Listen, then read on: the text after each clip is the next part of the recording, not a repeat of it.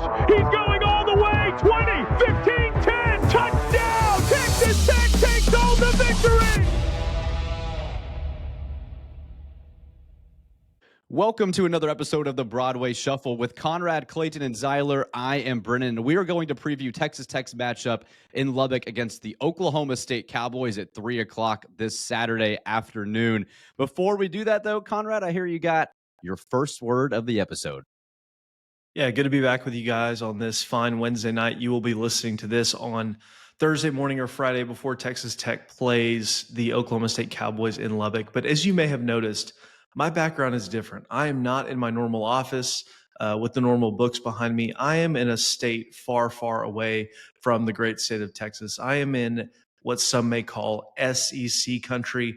I am 96 miles from the mecca of college football, known as Bryant-Denny Stadium.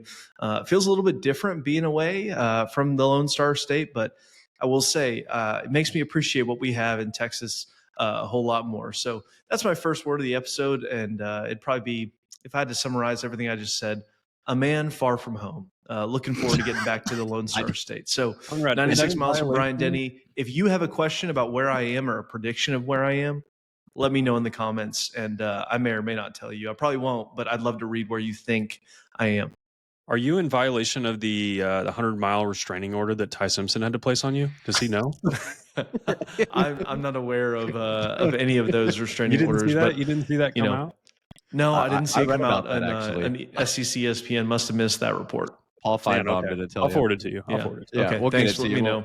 Well, Conrad, what do y'all think? You be safe out there. I love the flowers behind you, dude. Flowers, it's beautiful. Yay, I'm a nay. huge fan. It's very pretty. You look like you're doing a political podcast. Yeah, it does. It looks like you're about to give the State of the Union. Well, since you asked, everybody get comfortable. Wait, no one wants that, man. Well, man, this episode's going to be a ton of fun. Obviously, Texas Tech coming off a loss to Arizona State, but we've moved past that. It's a new game, new week. We're here to look ahead and take on the Oklahoma State Cowboys, who are down bad, man. This is going to be a fun preview episode because I won't even lie. I don't know what we need to preview, but we're going to do it nonetheless. We're going to get into it and talk about it. It just, a game still has to be played. You still got to show up and try to get a win. So we're going to go ahead and get into that. Oklahoma State fired, obviously, Mike Gundy. They come in 1-6. This team has not won a Big 12 game now in over a year and a half. They are down very bad. In fact, Clayton had a fun fact about Oklahoma State that he saw today on Twitter. Clayton, you want to share that fact before we get into him? Yeah, sure. So per SP Plus, if Oklahoma State were to play Ferris State, a Division II school, on a neutral field, they would be favored by 1 point. Basically a pick-em. That's how bad they are.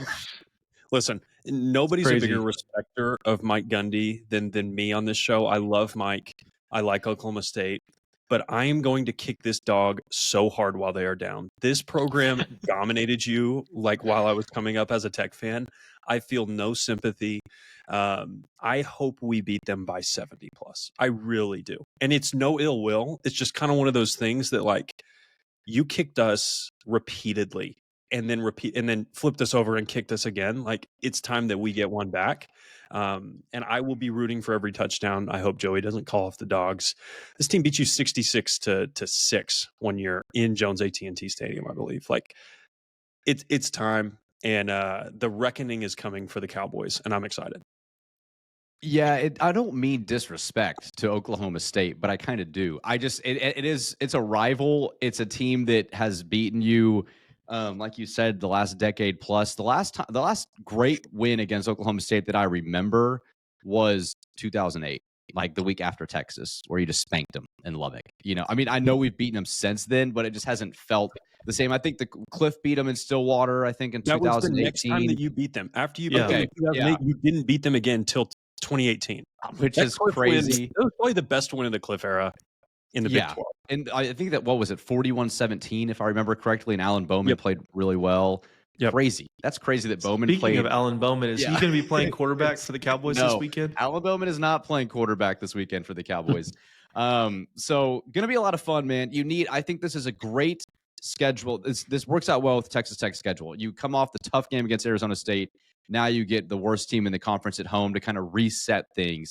We're not going to look ahead to Kansas State. We're still going to focus on this. So, Z, what do we need to know about the 1-6 Cowboys? Any guys in particular that fans should be looking out for or worried about this Saturday to potentially kind of keep it a game or play really well against the Red Raiders? Yeah, and to put on the objective analyst hat, this team has been, bitten by QB injuries. House Haney out for Oklahoma State. Zane Flores not on the injury report that was just released, so that's interesting. Maybe he'll give it a go. But they had been using Sam Jackson, a converted wide receiver, as a quarterback. They've been hit pretty hard by the injury and the portal bug. So that's something to monitor. And Sam Jackson and Doug Meacham, I watched them against Cincinnati. They run some pretty creative stuff. It's a fairly creative scheme, and Sam Jackson's a really good athlete. Really quick in the pocket. I mean, he'd be the quickest guy in the pocket that you've played all year. It's just not a great thrower of the football. It will be the worst quarterback that you've faced in Big 12 play by a significant margin. And it's no disrespect to Sam. If we converted Reggie Virgil to quarterback, that would not be an ideal situation for us as a football team. There's some other guys. I did like their running back. They've got that kid, Sesi Valahi. I thought he looked really good against Cincinnati. There's really not a lot going on in that receiver room. The offensive line is a disaster. One of their best offensive linemen is already in the portal, and I think he's visiting North Carolina later this year. I do like their right tackle, a kid named Grant Seagren. I think he'll be a good challenge, but this is going to be the worst offensive line you'll see in Big 12 play. They've got some decent edge rushers and some decent guys in the secondary, specifically Wendell Gregory. That's a kid that I think is actually pretty good off the edge, a redshirt freshman, former 4-star. So they've got some bodies. It's not a roster completely devoid of talent. But I mean, I was going to pull up the EPA per play stuff, and it's not even worth looking at. Like, this is legitimately the worst team in the conference and might be the worst team in D1 football this year. They are horrible. You should murder this team.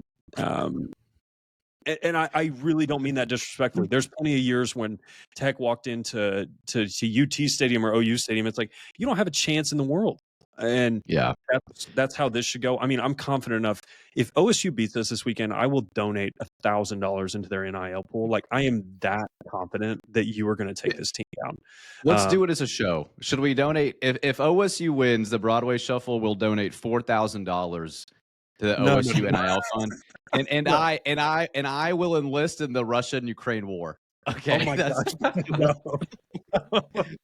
that's not where I thought this was going to go. But wow, I got to become a citizen, so I'll go in as a neutral party, right to the front line. I'll just go. I don't even know what's going on over there. That's how confident I am. Yeah, I mean, you're 38.5 point favorites over a Big 12 foe. Like, that's not even Kansas level bad some of those years. It just really should be a game that you should control from the start. It should look like Kent State. It should look like Oregon State. You should dominate this team pretty thoroughly. Now, I will say, Doug Meacham, they run some creative stuff. If they're going to score, they're going to get some trick plays. They're going to do some things that I think will test your defense a little bit in that regard. But you should be able to run all over this team. I'm not expecting much resistance. Clayton, this episode sounds like, these guys are just Tech homers. Like, these guys think Texas Tech's gonna roll. I don't know if there's ever been a more homer episode on our confidence going into a game. I mean, not counting Pine Bluff or like Big 12 a real game. Like a real game. And the fact that this is about Oklahoma State, it's almost surprising to even talk about. It just feels weird saying you are going to just nuke this team. It feels the same as like the Arkansas, Pine Bluff, and Kent State previews. It's like, yeah, we can talk about the game, but like, what is there really to preview? It's like players to know on the other side. Who really cares? No disrespect to the players, of course, but this is like a decade of anger in Oklahoma State beating you, and it's like finally our turn to take the punch, and we're enjoying it. Hope you guys are too. And if you are, make sure to like the video and subscribe or follow on YouTube and Spotify, and download Texas Tech Plus as well. Brennan, Clayton, Conrad, I'll give you guys just a game here. We'll play on a neutral field. Who would be favored? Oklahoma State or South Alabama, a team who is 1-5. I mean, I'm assuming it's South Alabama. Yeah, it is South Alabama. How many points? It would be a 1.5 point spread. Okay. Who would be favored? UAB, who had Trent Dilfer as their head coach and fired him, or Oklahoma State? I'm going to say I'm UAB. gonna say UAB. It is UAB. The Delaware Fighting Blue Hens in their first year of FBS football. Who would be favored, them or Oklahoma State? Are you serious? Is it? You're kidding. Like a 6-point favorite. It's dark times in Stillwater. This is dark. Delaware would be favored. Yeah, hey, the fact that, the fact that people thought that Mike Gundy got wronged for being fired mid-year, like hearing this makes me go to the other side of that, because I was kind of on board, like, wow, yeah, he was a legend, best coach ever. They would lose to Delaware on a neutral field. Quarterback, like there's some stuff that happened. They lost their best receiver to injury before the year. Like there's been some adversity for sure. Yeah, so guys, like for us, thinking about Texas Tech, obviously we've had our struggles as a program, but we've never been that low. We've never gotten this low. No. Guys, I'd be remiss. And I'll say this: if we lose this game, it is going to be the biggest. We deserve all of the trash talk that we would get after. I mean, but I am just unbelievably confident that you're going to win this game. Me too. One thing we're not going to win is throwing tortillas at kickoff. We haven't even talked about that. Before we keep going on the game, thoughts on this? I mean, like, is this a sellout by the Big 12 or by Texas Tech, or is this the right move? I think it had to be done. Unfortunately, $100,000 is just too much, and like you can say, "Oh, just throw them." Speak for yourself. But that's not going to happen. And so there was going to be fines.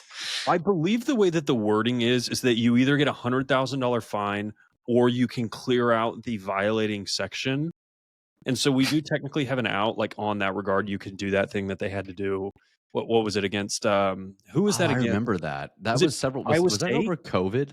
Or Baylor? It was I can't remember. I remember they had that. to move that whole section. I don't know if y'all remember that. Yeah, I remember that. I don't know, man. Like, it's just really not that big of a deal in my mind. Like, either way, like, I don't know why we're spending this much time talking about it. Also, why does the Big 12 care so much? It's never really been an issue. Like, we don't throw bad things on the field. It's just tortillas. And maybe the Tech leaning into it and encouraging people to throw it, maybe that's what like went over the line. And I guess I get that. Because I understand another fan's argument, like you shouldn't be able to throw stuff on the field. That seems like a very cut and dry argument, and I get that from that perspective. That does make sense. It is a bummer, kind of the I don't know what you want to call it, the sanitization of college atmospheres to where they feel a lot more professional is not as fun to me. But I get it from both sides. I'm very pro Tech on this regard, and I think it was probably a little bit heavy-handed, especially when it comes out that the pocket knife was not thrown. Like, did Lance Leipold get all this done based on nothing? Or, like, was this something that was already in the works? I don't know. Annoying all around, and I'll be really frustrated if we get penalties for this. Yeah, it's one of those things that you knew the saga wasn't over after Kansas, and I don't know. It's tough because it's one thing Texas Tech fans love to do. We've done for a long time. How we got to this point is kind of a moot point, in my opinion. I just don't want to see us get hurt. I don't want to see the team get hurt by throwing tortillas on the field. So it's a multi-layered situation. That's something that we'll talk about in the offseason. Hopefully it's addressed at the Big 12 AD meetings, which I'm sure it will. But at the same time, it's one of those things that we have so many bigger things in front of us, like, a Big 12 championship, that to think about throwing tortillas on the field, in my mind, I mean, yes, it's a tradition we've done, but is it really that big of a deal? And some Tech faithful who've been Tech fans and Tech alums a lot longer than me may come after us or me for that take, but I just think what's in front of us is so much more important than throwing a piece of flour onto the field, even as cool and as rich as that tradition may be. But that's kind of my thoughts on it. I don't think it's that big of a deal. But at the same time, it is what it is. And if it's going to cost you a lot of money, it's going to cost you a lot of money, and you shouldn't do it because that hurts your school, your athletic department, and your team. Can't say it better than that, Clay. Agreed. Yeah. I think the part that's the most frustrating to me is like Arizona State got fined $50,000 for their field storming and the goalposts literally almost being dropped on people on the field, and Tortilla on the field gets $100,000. Like, not that I'm anti field rushing, but that seems off to me, disproportionate. It's been a weird couple weeks for the Big 12 and fine. So we'll see, man. We'll see what happens on Saturday. Z and I will be there. So No, Z, don't throw a tortilla, man. I don't want you to get kicked out of the I will Jones. not throw tortillas. Okay, I can promise I'm just you checking. All right. I've actually never thrown a tortilla. I haven't either, ever. actually. Really? I never have. I've Yeah, never I brought was there one for the in. game, not the tortilla throwing. Yeah, well, no one doubts that. Well, let's get to the injury report. Came out. Any surprises for you guys here specifically? Yeah, for me, Zane Flores is not listed for Oklahoma State, so maybe he will be giving it a go. That'd be their backup QB, who is better than Sam Jackson. That is who you'd want to start. So maybe I'll walk back some of the predictions that I have. Terrence Carter's doubtful. I really don't expect to see him in this game at all. That's not. But that's actually encouraging to me that there's at least a chance that he plays. Now maybe Joey's doing some gamesmanship and maybe he's out for the season. But I was worried he was done for the year. So that's encouraging. No Davian Carter on the injury report. No Jacoby Williams. Those are really good signs for Texas Tech. The big one, and I guess we can get into this now.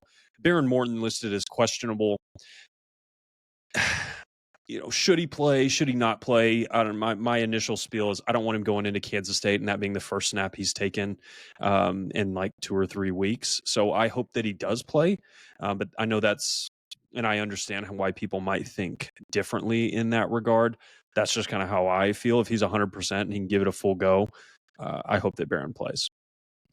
I also feel like if Baron gives it a go, and we're talking about the game and how it could get ugly pretty quick. If it's an Arkansas Pine Bluff or a Kent State or Oregon State type game, and I know he's got dinged up in those games as well, but if he can just get a half in, get some reps in, get him some easy throws, try to get the ball out of his hand quickly, just to get some rhythm into a game for a half and then get him out of there. I don't hate that idea. Do you need Baron Morton to win this game? Probably not.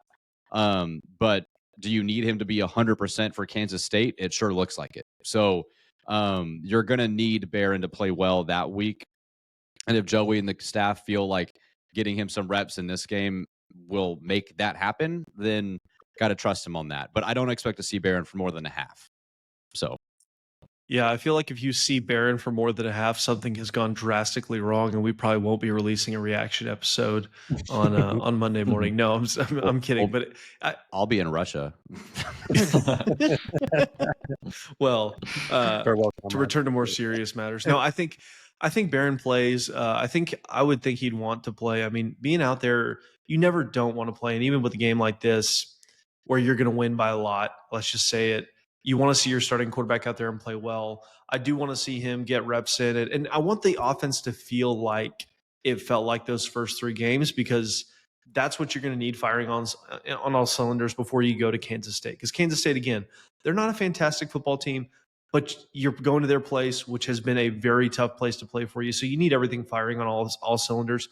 I think, after Will not playing the way that he hoped, I'm sure the way that we hoped, the way that everybody had hoped last week, I think if you're a Tech fan, you just want your starter, your guy, your 5th-year senior to get out there and play really, really well. I want to see this offense get back on track. I want to see us humming again like we were the first few games of the year. And so for that to happen, I think at this point in Texas Tech football, you do need Baron out there, and I think he would want to play. The one thing for me that I'm scared about, and this is just how I felt with Baron for a long time, how we've all felt with Baron for a long time, is you just don't want him to go out there, play, and then get hurt worse again, where he can't help the team next week against Kansas State. But then again, that's just football. That's how it goes. But if Baron can play, I'd like to see him out there, and I think he will play, and he'll play really well. Yeah, Clay, when you're thinking about defining success for Texas Tech this game, the passing game is probably one of the biggest things we want to see improved. Yeah, for sure. Yeah, I want to see – I mean, you should be able to get the passing game going pretty easily early in the game, especially if Baron is playing. And yeah, I totally agree. Like, if Baron is 100%, he should be playing for sure. Like, in a season like this, I feel like you can't hold people out, even if it's like precautionary against a terrible team. Mm-hmm. I mean, if he didn't play, then he would have played basically 5 quarters of football since the Utah game going into Kansas State. And that's just like probably not what you want to see from your starter. I know Baron's gotten a lot of reps, so I'm sure he would be fine. But yeah, I want to see the passing game get back on track. Honestly, Carter's injury, I feel like will shake it up a bit. We'll see if that's a good or bad thing, but you're going to probably have to go more like 4 wide receiver sets or 2 back sets with Jacoby in the slot or something like that. So, Z, can we sit? Or go ahead, Clay. Sorry. Yeah, go ahead. I thought I'm done. Can we sit on the receivers for a second? This has been a point of topic that I really didn't think we'd be into this 7 games in, and then I've seen some text about it and some comments, and I kind of noticed it a lot during the game last week, where you don't really feel like you have a number one go-to guy. We talked about it in our preseason episodes. Who would be the receiver to come out of this? Terrence Carter kind of came on as like the guy that you really want to look for in the offense. And then Jacoby Williams has had moments in the passing game. Koyek, I mean, they've all had their moments. But in terms of a true number one, this team is lacking that. Are you disappointed in the wide receiver core up to this point this year? I think statistically, maybe, like if you told me through 7 games of the season, we don't have anybody even close to over 500 yards receiving, I would have told you that our season's probably off to a really bad start. But you also got to remember, 3 of these games, none of these guys played in, they played 1.5 games in the first 3 games. And then you've had quarterback issues. And so I think there's not some excuses, but some reasons for that. I think you have a good group of receivers. You do not have a Jordan Tyson, a guy that got, I think, 19 targets or 20 something targets in the game. Like, we don't have anybody we feed like that. And they're all flawed in a sense. Like, Reggie Virgil has great hands, but he's not necessarily a great intermediate route runner. Caleb's a really good down the field threat, but he struggles with drops. Coy's kind of your do it all, but he's not an elite athlete. And so, and that's no disrespect to any of those guys. That's just like who they are and what they've kind of been built at, and they've been good. I just don't think any of them have been great. And, how much of that is scheme? How much of that is Barron missing throws or Will missing throws? How much of it is it these guys not getting open? And you have so many weapons. It's not like you're in an Arizona State situation where you legitimately have like 1.5 good wide receivers. So let's just target our one really good one. You have so many weapons in the passing game. When Terrence Carter's playing and Jacoby Williams is on the field, that's 5 guys that I think are like at least A- receivers. And so it gets distributed a lot that way. So I don't know, maybe a little bit disappointed based on the first 3 games, but definitely not like a bad grade for me. Yeah. Kind of like a okay grade. Conrad, would you like to see Mr. Micah Hudson get some reps this game? I was going to bring Micah up. I would love to see Micah, especially without TC out there, most likely. I think, having Micah in a 4 receiver set, having Micah play in the slot, or even on the outside, do both. I think now's the time. I mean, obviously we know what happened last year with him and leaving and coming back. And, from all signs we can see, which is a lot of the same thing of what the fans see, things are going well. And he just needs an opportunity. He seems to be patient. The talent's never been the question. The talent has always been there since day one. And so I think it'd be great to see him get a couple targets, short routes, intermediate routes, maybe take a deep shot with him. I know he's not, the fastest guy over the top, but he's an elite athlete, got great hands. So I think Micah could really help this team. And maybe this unfortunate situation with TC getting hurt is what we needed to get Micah more involved. But I would, just to piggyback off your question to Z about the receiver room, I think there's a lot of good, but I just don't think there's been a lot of separation between those guys. I mean, they all do different things well, like Zyler said, but I think to see somebody really break out, you're going to have to see, you're going to need to type or target somebody, which you're just not going to need to do. And so maybe next year when we have a guy like hopefully Micah out there in that, in that featured role, we see that happen more. But I don't think we ever thought that was really going to be the case with this offense because of all the different pieces you had and the different ways that we thought you could beat somebody else. Yeah, I just kind of thought it was interesting to see people's thoughts on the receiver room. And we'll see, man. I mean, at some point, you're going to need a guy to make a big play in a big game. Mm-hmm. And I mean, we thought Reggie Virgil made that play. I mean, he and Coy both had great catches against Arizona State. So not to take any credit away from them there. But yeah, just haven't really found a true number one yet. So we'll see if that changes the rest of the year. All right, but Brennan, question for you guys. If Josh Kelly was on this team, and let's say you're just ranking your top 4 guys, Caleb, Coy, and Reggie, where would Josh Kelly rank on those 3 for you guys? He'd be 1 for me. Yeah. I think I agree. Yeah. He was just such a possession guy. I mean, you could just know you could get him the ball and he didn't struggle with drops. He found a way to get open. He made it easier on the quarterback. He did a lot of things really well that I think we probably took for granted a little bit just because we weren't winning a ton of games. I think if he was on this team and you're 7-1, you're probably talking about Josh a little differently. And so it was a little, and Taj Brooks last year, right? I mean, you got a legend, big focal point, and the big focal point. So Josh wasn't the number one. I think in this offense, he probably would have been. So that too. Good question though. Interesting. Yeah, we'll see, man. We'll see. Hey, still time for a guy to come up, but let's get to our over/under debates. We've talked about it, and we've talked about the amount of bloodbath we're hoping to see on Saturday. So first over/under debate question: Texas Tech will have over 600 total yards of offense. Over or under 600 yards? Double 600 yards. 1,200. 1,200 yards. 1,200 yards. This is a you're playing on freshman level on NCAA 26, and you have the quarters to max length, and you just keep going up and down the field even with your fourth string. You have 1,200 yards of total offense against Oklahoma State on Saturday. So that's over, Clayton. It sounds like for Conrad. Yeah, I'll take the over too. I think we get 400 through the air, 200 on the ground. Okay, Z. I think your mic's muted too, my guy. If you're trying to talk. No, there's only been one team so far that's had 600 yards on the Oklahoma State Cowboys, and that was the Baylor Bears. And it was only 618. It's harder to rack up yards like that in today's college football, especially with the new clock rules. So I'll take under maybe, but I think it's very dominant, and I think you impose your will with the run game, and I think you have some clock chewing drives where you just 5-7 yards a carry, 8-minute drives that really kind of dominant drives, but not necessarily big stat accumulating drives. So I'll take under, but I would definitely take over 500. Yeah, I'm with you there too. I'm going to say under 600, but well over 500, and I expect 350 passing yards. See, I'm going to go under. I don't think we're going to throw it that much. I feel like you're going to come out and try to. I think if you got to get it right. Passing game was going, you got to get it right. You got to get some rhythm going into Kansas State because they're gonna play you to stop the run. I think 350. Just think of the scenario where you're up. Let's say it's like Kent State, and you're up 38-0. You maybe have 300 yards at the end of the half. Maybe 200 passing, 100 rushing.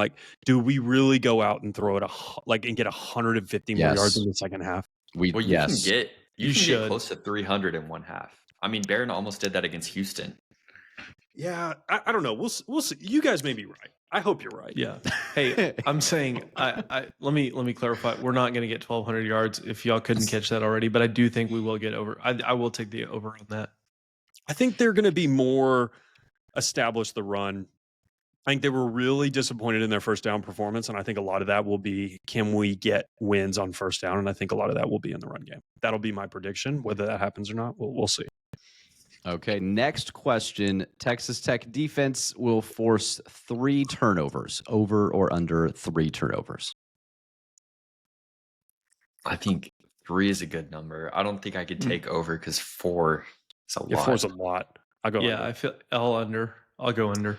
You could have forced 5 last week. You could have had 2 picks and 3 fumbles last week if you recovered all of them. You had opportunities. Brennan, we're not talking about last week again. 1-0, focus on beating Oklahoma State. Arizona State's thing of the past. I'm done with that. I can't handle any more conversation about that game.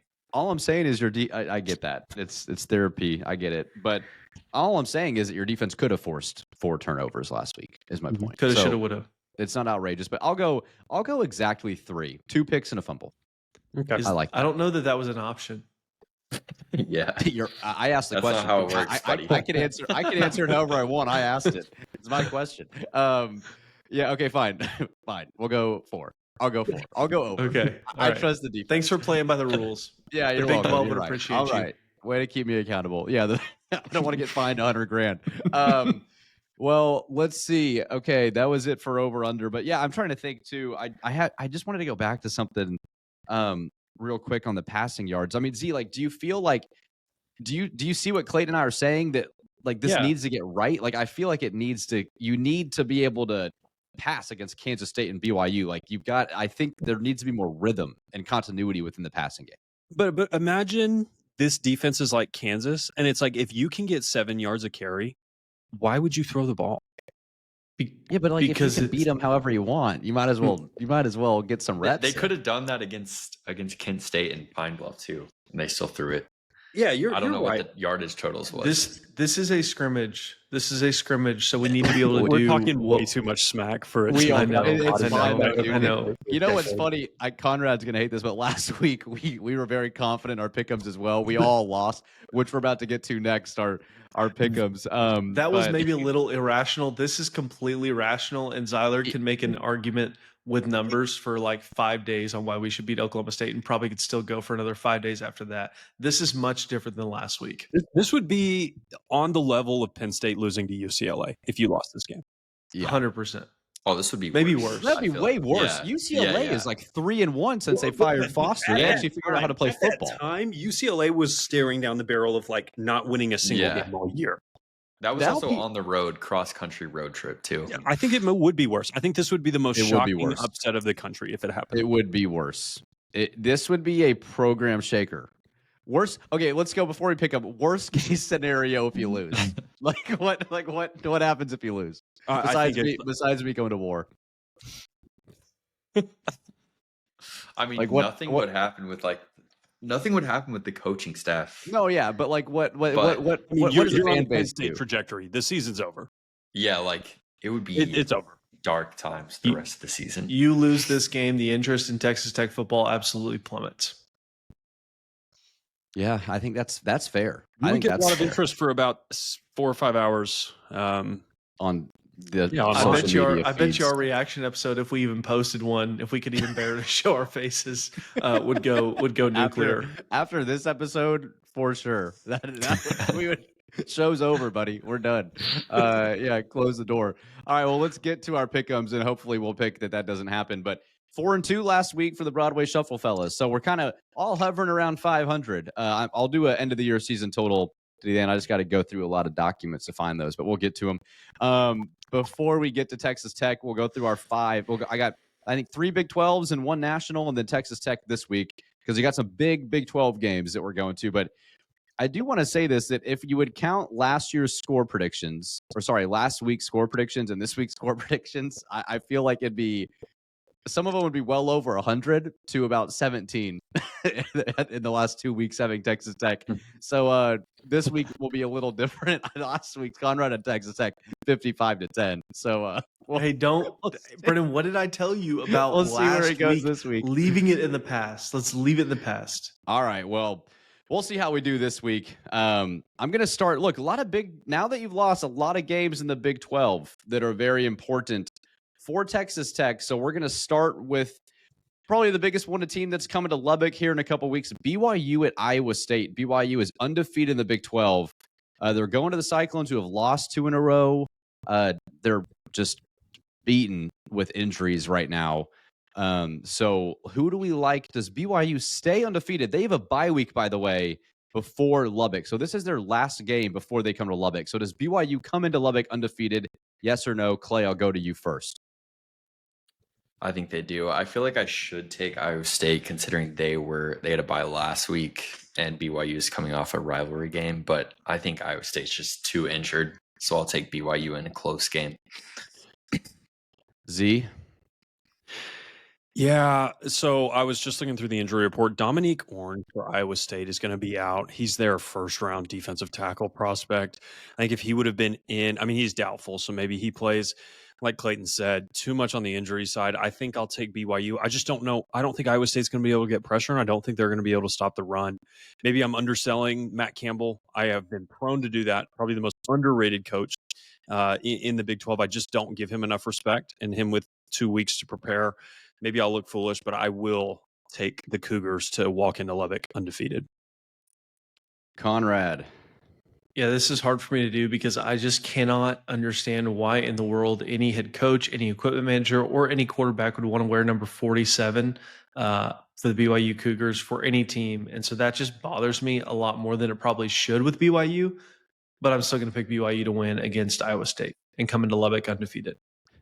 Man, we're going with a sweep here. BYU showed me a lot in the Utah game. I picked Utah to win that game. I kind of thought BYU hasn't played anybody yet, and they've cakewalked through an easy schedule. But that Utah team's good. We saw them, obviously, in Salt Lake. So I like BYU here. And honestly, with my heart, I'm rooting for them because I want them to be undefeated. I want that game in Lubbock to just have so much energy that we need it. Like, we need to win that game. And so if BYU's 8-0, we'll need it regardless. But if they're 8-0, you're going to really feel it. Brennan, you just want that game in Lubbock to just mean more, right? Dude, really? Really? Like, this guy can't help himself, man. What the SEC? No. Somehow it comes in every 5 to 10 minutes. No. I'm just making playful jokes, man. You got to have fun on the Broadway Shuffle. When we do, and you're allowed to joke as much as you want. That was, but the SEC, it's becoming real. This is becoming a real thing for you. So we'll see. All right, Baylor at Cincinnati.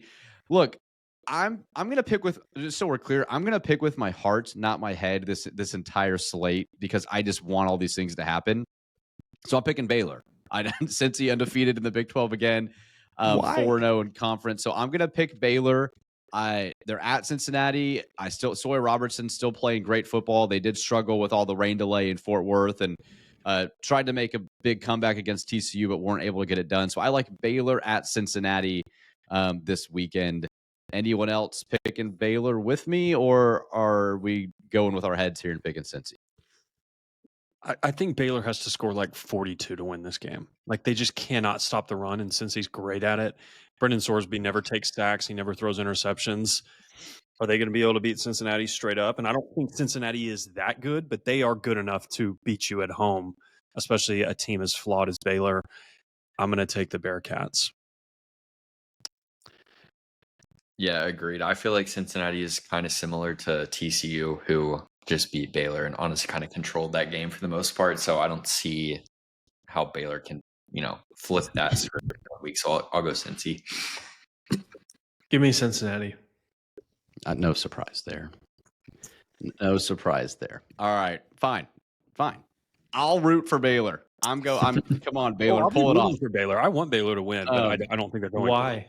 Yeah. Why would you want such a thing? The path. You need it. We want to divert and talk about this. If you win out, which means you give BYU a loss, and BYU wins out, and Arizona State wins out, and then Cincinnati wins out, but with a loss to BYU, that's 4 teams at 8-1 in the Big 12, and then it comes down to crazy stuff. I'd love to eliminate as many roadblocks as possible to getting to the Big 12 championship, and I think Cincinnati, BYU, and Arizona State all taking losses would be helpful for you in the long run. So that's why I'll be rooting for Baylor. It's self-interested entirely. I have no desire to see Waco succeed in anything. I'm rooting for myself. Dude, I agree. I was in Waco on a Wednesday, and that place just sucks, man. Like, there's just no way around Conrad, it. Don't get started. Conrad's not allowed to comment, but I'm too quickly. Go. Move on. Next game. All right. You said Houston, Arizona State. Again, like I said, no surprise. I'm going Houston. We need Arizona State to lose. It's at Arizona State. No Jordan Tyson, though, this game. So that pulled hammy was a legitimate thing against Texas Tech. He didn't just use it to celebrate later. So I'm going to go Houston on the road. The Cougars go to 7-1 with their only loss to you, but it would be a huge help to Texas Tech. So come on, Cougars. We love us some Cougar juice here. Let's keep it rolling. Yeah, I think Houston has a chance. I think that defense will give them a shot. Do I believe in that offense? It's like, I don't know. How good is Leavitt without Tyson? We will see. I'll be rooting for Houston, and I actually think they can get it done. All right. Agreed. Okay. Come on. If Tyson was playing, there's no shot I would take Houston. But yeah, me neither. That's a massive injury. And, not saying that last week was their Super Bowl. I'm genuinely not saying that. But it definitely was their biggest game of the year, their biggest home game at least. Mm-hmm. And that's hard to get up 2 weeks in a row. So I think Houston could pull it off. Yeah, good point.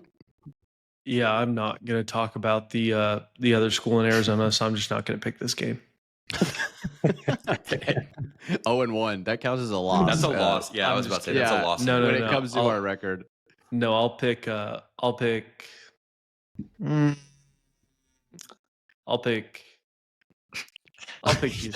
He doesn't want to do it. I just another sweep. Yeah.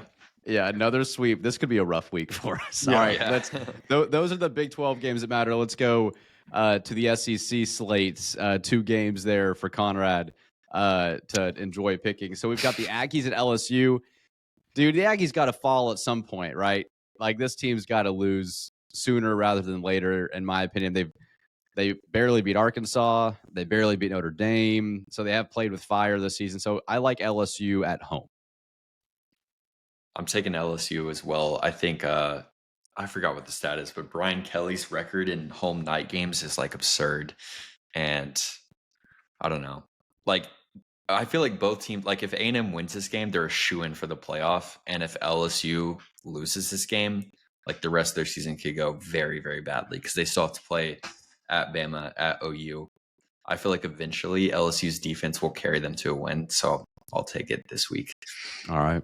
I'm going to roll with the Aggies. I don't think LSU can score enough. I think their defense is legit. They did a good job. And this kind of goes to a broader point that I was thinking about, and I don't have any data to back it up, but I'm going to start doing some research on it.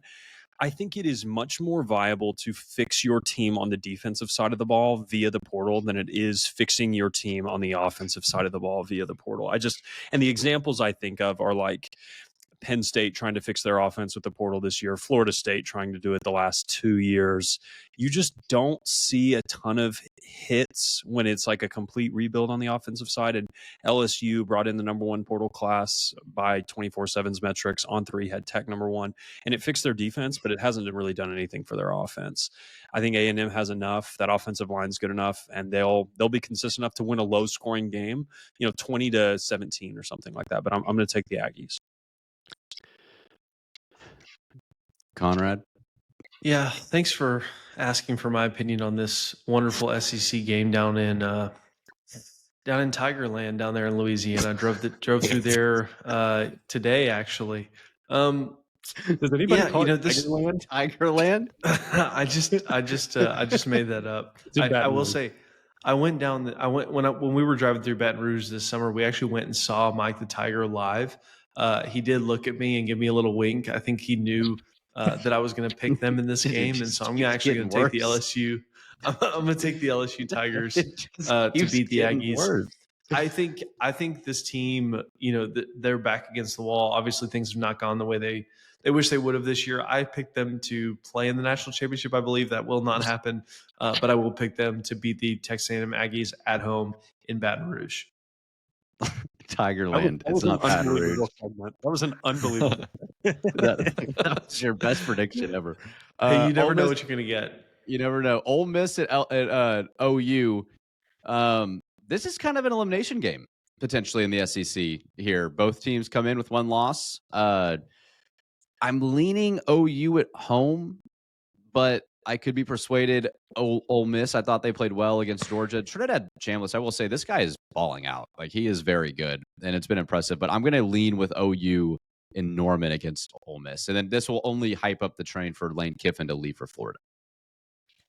I love that logic. I think I would follow it almost entirely. It's going to be a rainy. It's going to be a really mucky game, and I think that favors OU way more than it does Ole Miss. So give me the Sooners, Lane Kiffin to Florida, Ole Miss to poverty. Let's make it happen. Yeah, I'll take OU. Similar to A&M, if Ole Miss does get this win, I mean, they're also pretty much a lock for the playoff because of the rest of their schedule. So I think I'm rooting for OU, but I'll take OU. Yeah, so I'm going to need some participation in this. I'm going to say Boomer, and I'm going to need you to say no, Conrad. No, you're not. This, guys. Hey, listeners, if you're still listening to this point in, you're not subscribe. But also, give these guys some. Give them a hard time. Give them a hard time, because what I'm trying to do is make this show fun. It's like 10, 11 on a Wednesday night. They're not participating with me. I will pick the Oklahoma Sooners to win, but give Clayton, Zyler, and Brennan a hard time in the comments for not making the show fun. Conrad, we're not saying Boomer Sooner. I think that's we can have fun other ways. If that's how you want to look at it, I'm looking at it as making the show fun. But if that's how you want to look at it, I have a note that's not related to any of these games, but just talking about the Aggies. Your veterinarian school was accredited, one of 31 schools in the country, so John Sharp can shove it. Sorry that you tried to nuke that program and keep you as the only institution with a veterinarian school.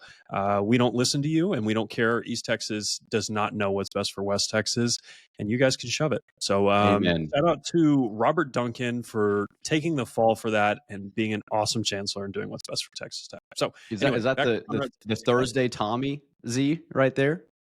Maybe. He doesn't have a Twitter. I tried to find it because I was going to go like full rage mode on Twitter. So I just added the A&M University system. That is awesome. Anyway. All right. Well, that leaves one game to predict. We've all pretty much hinted at where we're going with this one, but Texas Tech, Oklahoma State, back in the Jones Saturday afternoon. Guys, I'm going 66-6 here. Let's go. This is the score of all scores. It's time to get them back. I'm going to go 66-6 Texas Tech. Redeem one of the most sad but also great pictures in Texas Tech football history. Whoever that guy is, we hope you listen. But that picture of that guy putting his head in his arm with the guns up will live in infamy in Texas Tech sports. So we're getting redemption for you, my man, wherever you are. I got Tech by 60. Yeah, I'll take the Red Raiders to dominate in the first half. It's going to be over very, very early. We let off the gas a little bit. I'll take us 55-10. Oh, it's Conrad's score from last week. Thanks for paying homage. Thanks for paying homage. 55-10. Hopefully it doesn't age as poorly as mine did. Yes. I'm going with Tech big as well. I'll say 49-10. All right. Hopefully we're right this time. I think we all picked Tech for double-digit wins last week. Conrad I haven't gone yet. Oh, you lost your right. You lost your said privilege. Boomer. Sorry, man. I forgot you wanted to actually pick I was a just trying to instigate participation on the show, but that's neither here nor there. No, I'm actually going to take Texas Tech to win 70-7. I think it's just gonna. I think I can't talk. I've got it by 60. But. Yeah, 70-7. If that doesn't happen this week, I probably just, if we don't win by at least 40 this week, I probably won't. I won't pick another game this year. Honestly, this is more picking with my heart than my head. Obviously, if that wasn't obvious already. But Tech 70-7. There may be a extra sports reference there, but yeah. So we'll go Texas Tech 70-7. Conrad, how does Oklahoma State score their touchdown? Just if we're doing some analysis here. Yeah, I think Oklahoma State scores their touchdown on just a fumble return from we fumble the ball on a quarterback snap exchange. Just really unlucky, and they scoop it up and run it in from the 15-yard line. That'd be the only way they could score. Because they're not scoring on this defense. I like it. Funniest meltdown on Red Raider Sports would be if Oklahoma State took back the opening kickoff to go up 7-0. Oh my goodness! Hey, did y'all know the series is tied? It's 24-24 with 3 ties. So winner here. We've had to claw it back after the decade of suck. You win here, you'll have the all-time series record. Nice, good. We need that. Over an original Big 12 rival for us. This is good. Yep. Man, awesome. Well, it's going to be a lot of fun. 70-7, 66-6. This is by far, in terms of a Big 12 episode, our biggest Homer episode ever. If this is your first time, we are not just glazing to glaze, though we do like to do that occasionally. But we try. I mean, I very rationally look at these rosters and try to be objective. And there was a very clear path for Arizona State to beat you. I thought there was a path for Houston to beat you, and Utah. And if you listen last season, man, I was like, man, I don't think you have a chance in some of these games. I'm usually very pessimistic. I've never been more confident in you winning a conference game. I still can't wait for the comments, man. They're gonna be like, you guys are just 4 Texas Tech guys that think you're going to never lose another game. Go ahead. You're right. We have our opinion. You're entitled to yours too, but I know they're going to be there after this episode for sure, but that's okay. All right, let's get to our Broadway Shuffle Top 25 release to close the show. As you know, don't trust the AP poll. Texas Tech's at 14 there. Don't worry about it. We got them a little higher. It'll be all right. Some interesting developments, though, this week. I will say it's on the screen if you're watching on YouTube, so you can look at there. But if you're just listening, we've got Ohio State and Indiana, number 1 and 2, the Big Ten representing well, then Texas A&M at 3. no complaints here so far. Alabama's at 4, Georgia 5. I'm okay with that. We've got this is what I appreciate. We've got BYU at 10. At least one Big 12 team's in the top 10. Then we're right behind them at 11. Cincinnati in the Big 12 and Arizona State 19 and 20. And then we've got USC still in the top 25. I'm not sure I'm loving that. Texas is also still there at 24. Any complaints, fellas, with the Broadway Shuffle top 25? Yeah, eject Texas from the top 25. I agree. You get two for there is so like whenever you actually look at the teams, there's not that many like good teams. I wanted to take Texas out. I want to take USC out. And it's just like who do you put in? Yeah, like who am I replacing them now? with? Let's talk Georgia Tech real quick at 12, right behind you. This was a debate in our group chat this week, kind of, but this team's got no one on their schedule left in the ACC, and they've got Georgia at home to end the year. They're undefeated. Why do we have them outside of the top 10? Because I feel like they're, 7 in the AP poll? We've got them at 12. Why is that? They're just not that good. Like they almost lost to Wake Forest. They should have. Okay, like there are a lot of times where you complain about the refs. The refs objectively handed them a game. It was 3rd and 5. Wake Forest had the ball. Georgia Tech had no timeouts left. They were up with like a minute and a half. The Georgia Tech defender clearly jumps off sides. They don't call it. Georgia Tech got the ball back, kicked field goal, went to overtime, and then won. So they should have a loss. To put their schedule in perspective, the only road game that Tech plays that would not be the toughest road game that they play is West Virginia. Every other road game on our schedule would be the hardest road game on their schedule. Yeah. I think people are going to see an undefeated team at 12 and go like, oh, you guys don't know ball. But, just wanted that explained. We do. So I promise you, Georgia Tech is not a very good team. And to be fair, you get credit for winning the games on your schedule. This is the argument the Big Ten, the SEC throws at the Big 12 all the time. So when I'm talking about an inferior conference like the ACC, I want to make sure that we're fair in that regard. They can't change their schedule. That was also my point. It was like, okay, Texas Tech in the same situation. Like, okay, Utah might be better than, I don't know who else they would play. But I mean, they get Georgia on their schedule.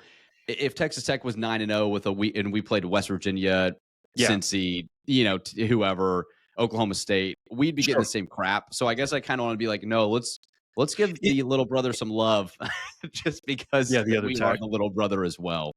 And I think there's something to be said too. The way that you win games is important, and I don't know that Georgia Tech eked out a road win at Colorado. It's like, really? Like, are we? Is this serious? And I know they haven't lost, so they have that over you. And I highly doubt there's any Georgia Tech fans listening. But if you've got thoughts on that, let me know. But maybe search Tech podcast. Yeah, there you go. We pop up some new content, and they found Conrad so pretty. It's just not. Thank you. It's not a serious resume. It's not a serious schedule. It's like me and Clayton have talked about. Every time they say, "Look at this remaining schedule," and it's like they live for 8 different ACC teams, and it's always the worst thing you've ever seen. It's like, how is this a full conference schedule? But I get it. You only play the games on your schedule, and if you win all of them, you deserve credit for that, and they deserve to be in the playoff if they do that. They're going to get argued against with the runner-up of the Big 12, and I'm already preparing myself for that. So just so we're aware. That also scares me. The runner-up, you mean the conference champion loser? Yeah. Yeah. Okay. Yeah. We need them to get absolutely obliterated by Georgia and then obliterated by Miami in the ACC title game. Or Louisville. The problem is Georgia's defense hasn't looked very good, and they can't stop the run that well either. And I mean, that's what Georgia Tech's good at. So, and that's at home. I mean, I don't know what Georgia Tech's home crowd looks like, but it's not at Georgia, so that helps. Georgia Is it Tech. not? It's a neutral. It's a neutral. Yeah. Oh, it's neutral this year? Yeah, they changed it. Oh, interesting. Okay, I didn't know that. Where is it? The Mercedes-Benz in Atlanta? I honestly don't know. Yes. But that's where Georgia Tech is. It's in Atlanta. Oh, well. All right. Whatever. Too much ACC talk here. Georgia Tech games in Atlanta against Georgia always have more Georgia fans than Georgia Tech fans. Yeah. That's just for how it goes. Yeah. But, well, we'll see, man. It's going to be a fun weekend in Lubbock. If you're going out, it's Parents Weekend. What is it else? Is it just Parents Weekend, Family Graham Weekend? Harrell's getting inducted. Graham Harrell's getting inducted cool. this weekend. Shout out to Graham. We're disappointed he never got back to us. We're trying to come on the pod, Graham, but maybe after the season, we'll get you on. But going to be a lot of fun. So if you're out in Lubbock, enjoy. Make sure to like this video if you enjoyed it. Subscribe. Follow us on all of our social media content. We're on Twitter, TikTok, Instagram. And you can see our handles there under our names as well. So give us a follow on our personal Twitters as well. Interact with us. We love talking to you guys. Comment to the episode. We'll try to get to you in the comments as well. So we'll be back on Monday to react to the Oklahoma State game. Hopefully we'll be coming off a win, and we'll look forward to what will be arguably the biggest game for Texas Tech maybe in the last 15 years, going into Manhattan, Kansas next week. But for now, let's take care of business. Everyone enjoy their weekend. Have a great time. And we will see you on Monday here on the Broadway Shuffle. Wreck 'em. He makes the catch. He's going all the way. 20, 15.